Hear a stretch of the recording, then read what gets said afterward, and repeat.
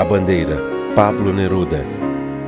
Levanta-te, porém, tu te levanta, mas te levanta comigo, e saiamos reunidos a lutar corpo a corpo contra as teias do malvado, contra o sistema que reparte a fome e contra a organização da miséria.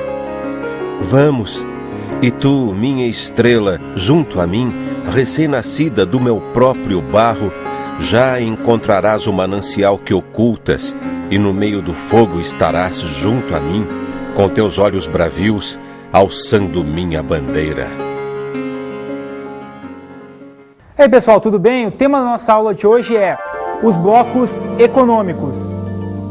No atual período, trabalhado hoje como globalização, a questão dos blocos econômicos é fundamental, porque os blocos econômicos são os responsáveis pelas trocas comerciais, né? Então a gente vai ter o estabelecimento desses blocos para buscar vantagens comparativas. É muito mais fácil eu pensar na seguinte questão: um grupo só de países associados não consegue firmar tantos acordos, então é necessário que ocorram formações de vários blocos para trocas entre eles, né? Nesse sentido, a gente tem o estabelecimento de uma série de blocos econômicos, né?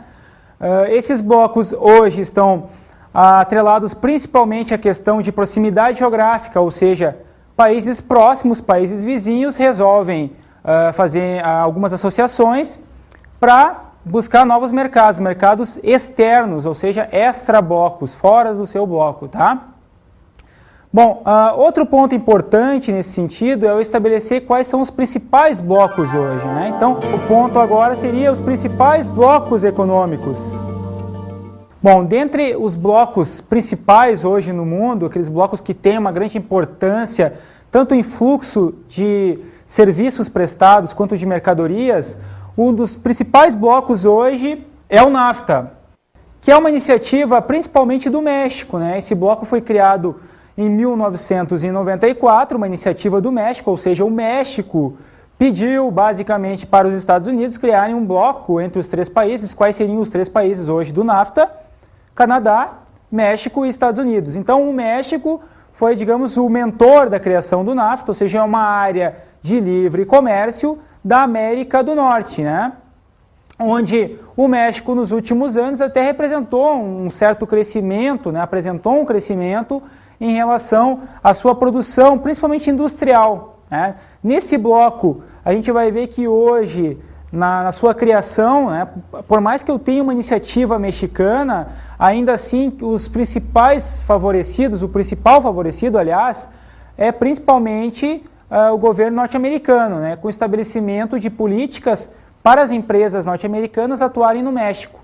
Nesse sentido, eu tenho o estabelecimento do que a gente chama hoje das chamadas maquiladoras, né? O que são maquiladoras?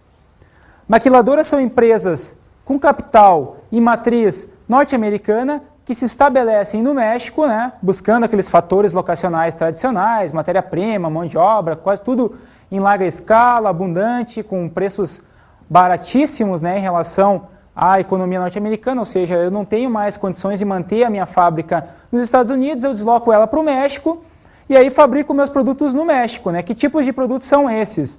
Empresas como a General Motors, fabricando automóveis, a General Electric, que é uma grande empresa norte-americana no setor de comunicações e eletroeletrônicos, né? Empresas como o grupo Walmart, que trabalha com supermercados, né? Enfim, são grandes empresas que resolvem se instalar no México, produzem os produtos no México e depois reemitem eles para onde? Para os Estados Unidos. Então é uma lógica extremamente complexa e antagônica, né? Por que antagônica?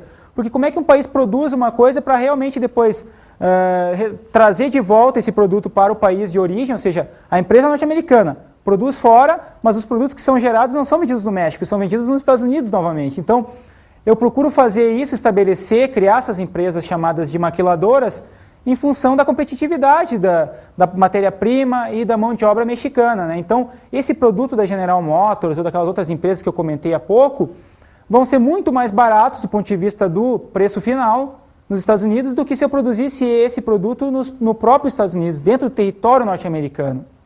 Mas essa lógica, né, norte-americana, essa presença norte-americana do México, também traz uma série de problemas tanto ambientais quanto sociais em relação à população mexicana.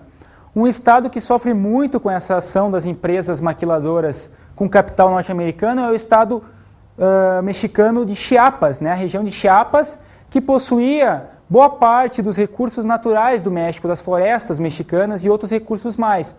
Então, a partir do estabelecimento das maquiladoras no território do Chiapas, eu de alguma maneira incluí até a população local na questão do emprego, né? Eu gerei alguns postos de emprego, né?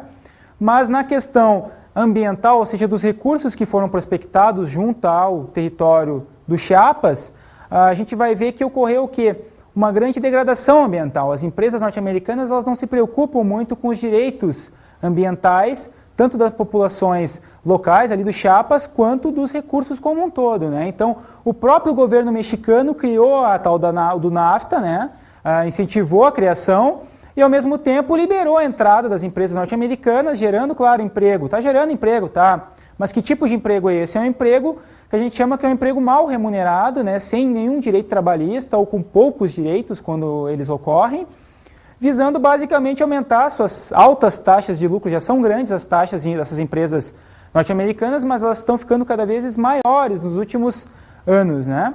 Então essa é uma iniciativa importante partindo do México, e esse bloco ele tende a aumentar, né? Tu vai ver que hoje a oportunidade de ampliação desse megabloco, né, da criação, aliás, do megabloco, ela é muito grande, né? É uma iniciativa que agora não é mais apenas do México, e sim do próprio Estados Unidos, né? Os Estados Unidos hoje eles querem de alguma forma ampliar esse mercado que estava mais restrito ao México, até porque no Canadá a questão do consumo ainda não é tão grande, né, em termos de expansão de mercados, né?